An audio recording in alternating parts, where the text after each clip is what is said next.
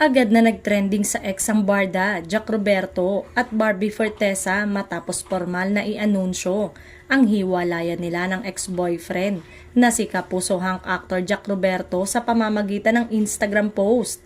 Sa pangalawang araw pa lamang ng January 2025. Tila naging pasabog gaya ng mga rebentador sa salubong ng bagong taon ng anunsyo ni Barbie na nagtapos na nga ang 7 taong relasyon nila ni Jack. Hindi naman binanggit ng Kapuso Star kung ano ang dahilan ng kanilang paghihiwalay. Dahil dito, nagtrending ang barda o ang tambalang nabuo sa pagitan nila ng tinaguriang pambansang Ginoo na si David Licauco dahil sa pumatok na teleseryeng Maria Clara at Ibarra.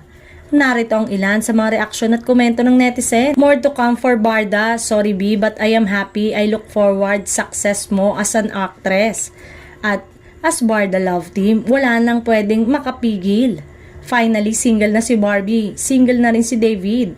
Maybe Barda talaga ang para sa isa't isa.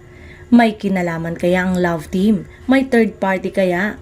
Nauna na kasing nag-break sa karelasyon ng aktor na si David sa non-showbiz girlfriend nito, kaya't tanong ng marami ay kung may kinalaman ito sa hiwalayan ni na Barbie at Jack.